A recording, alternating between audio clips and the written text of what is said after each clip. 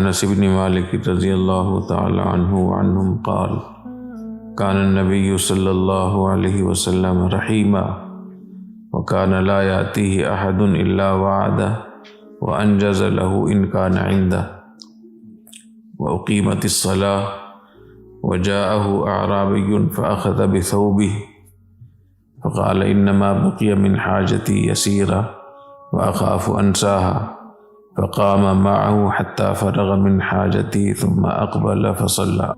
حضرت انس رضی اللہ تعالیٰ عنہ فرماتے ہیں کہ نبی کریم صلی اللہ علیہ وسلم بہت رحم دل تھے۔ وَكَانَ لَا يَأْتِي أَحَدٌ إِلَّا وَعَدَ، جو بھی کوئی آتا تھا اور اس کی کوئی ضرورت ہوتی تھی تو آپ اس سے سوال کرتا تھا تو آپ اس سے وعدہ فرماتے تھے، اور اگر وہ چیز ہوتی تھی تو اس کو دے دیتے تھے۔ اگر کوئی چیز نہ ہوتی تو اس سے وعدہ کرتے تھے کہ اس کو آپ کو دیا جائے گا یا آپ کے لیے کوشش کی جائے گی، دعاؤں سے نوازتے تھے، اور اگر وہ چیز ہوتی تھی تو آپ ان کو عطا فرما دیتے تھے، یعنی کسی کو اپنے در سے خالی نہیں بھیجتے تھے۔ پھر آگے ایک واقعہ سنایا ہے، ایک واقعہ بیان فرمایا کہ نبی کریم صلی اللہ علیہ وسلم کی رحم دلی کہاں تک پہنچی ہوئی تھی، کس حد تک۔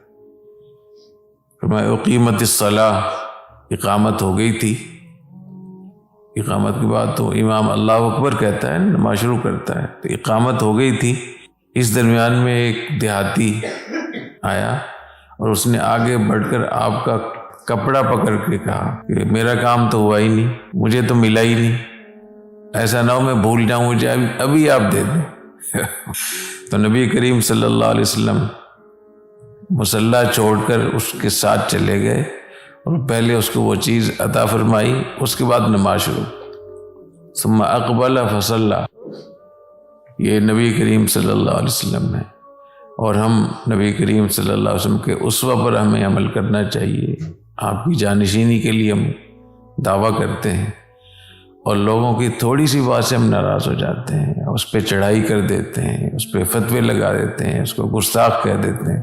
ایک اور موقع پہ روایت میں آتا ہے کہ ایک عام دیہاتی آدمی تھا، تو اس نے آپ کو کپڑا پکڑ کے کھینچا اور آپ کے گلے پہ نشان پڑ گئے اتنی تیز، تو بھی آپ نے ان کو کچھ نہیں فرمایا۔ تو علماء کرام کو معاشرے میں اس طریقے سے رہنا چاہیے کہ ان کی رحم دلی محسوس ہو، وہ ایک قہر بن کر نہ ٹوٹ پڑیں لوگوں پہ، اپنی پوجا پاٹ نہ کروائیں کہ تھوڑی سی کسی نے بات کر دی، کوئی اشکال کر دیا، کوئی اعتراض کر دیا، تو اس کے بعد وہ اس کا غصہ ہی ٹھنڈا نہیں ہو جائے۔ لَقَدْ جَاءَكُمْ رَسُولٌ مِّنْ أَنفُسِكُمْ عَزِيزٌ عَلَيْهِ مَا عَنِتُّمْ حَرِيصٌ عَلَيْكُمْ بِالْمُؤْمِنِينَ رَءُوفٌ رَحِيمٌ، یہ رحیم کا معنی ہے۔ اور چونکہ نبی کریم صلی اللہ علیہ وسلم، اس کا مطلب اس آیت کا یہ ہے کہ ہم نے رسول بھیجے ہیں جو تمہارے اندر سے ہیں۔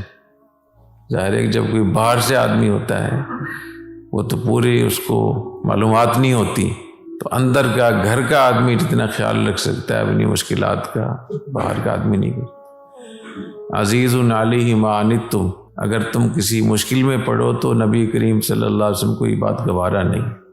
امت کسی مشکل میں پڑے تو رسول اللہ صلی اللہ علیہ وسلم کو یہ بات گوارا نہیں، یہاں پر بہت یہ گراں گزرتی ہے بات کہ امت کو تکلیف ہو۔ حریص علیکم، وہ تمہارے بارے میں لالچی ہیں۔ جو آدمی لالچی ہوتا ہے تو وہ کسی چیز کی پرواہ نہیں کرتا ہے۔ تو فرمایا کہ امت کے لیے نبی کریم صلی اللہ علیہ وسلم کو حرص ہے، حریص ہیں آپ امت کی بہتری کے لیے، امت کو آگ سے بچانے کے لیے، نقصان سے بچانے کے لیے، دنیا کے نقصان سے بچانے کے لیے، جان کی حفاظت کے لیے، ایمان کی حفاظت کے لیے، بچوں کے لیے، مسلمانوں کے ملکوں کو ریاستوں کی حفاظت کے لیے نبی کریم صلی اللہ علیہ وسلم کو حرص ہے۔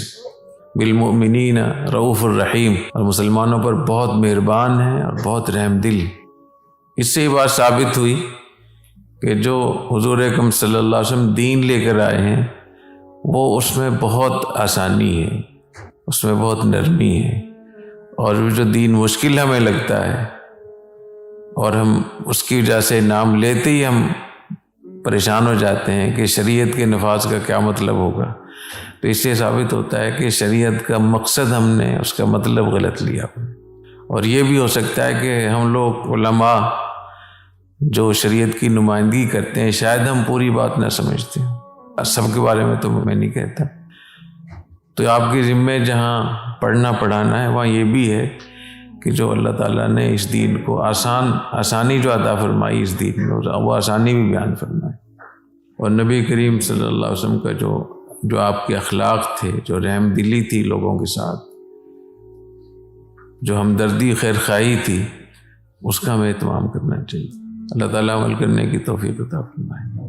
جتنی بھی آپ سیرت کو پڑھتے چلے جائیں گے مسلمانوں کی مشکلات کو، تو ایسا لگتا ہے کہ کوئی ایسی مشکل نہیں ہے جس کا حل ہمارے پاس نہ ہو، لیکن ہم پڑھتے نہیں ہیں، ہم سیرت نہیں پڑھتے۔ سیرت کو کس طریقے سے پڑھنا چاہیے، سیرت کو تطبیق کے طور پہ پڑھنا چاہیے کہ یہ سیرت کا باب ہے، یہ سیرت کا واقعہ ہے، اس سے ہمیں سبق کیا ملتا ہے۔ اپنے حالات پر اس کو منطبق کریں، اپنے معاشرے کا جائزہ لیں سیرت کی روشنی میں، اور اس سے آپ استنباط کریں، استدلال کریں، اس سے عبرت حاصل کریں، اس پہ عمل کریں۔ لیکن یہ بہت ضروری ہے کہ سیرت کا واقعہ جس جزیے سے لگتا ہے وہیں لگائیں۔ اگر آپ حاکم ہیں تو حاکم ہونے کے احکام ہوں گے، اور اگر آپ محکوم ہیں تو محکوم ہونے کے احکام ہوں گے۔ تو اللہ کرے جامع رشید کے طلباء سیرت کو صحیح طریقے سے سمجھیں، پڑھیں، اور مسلمانوں کو اس کے ذریعے سے رہنمائی کریں۔ سبحانک اللہم و بحمدک اشہد ان لا الہ الا انت استغفرک و اتوب الیک۔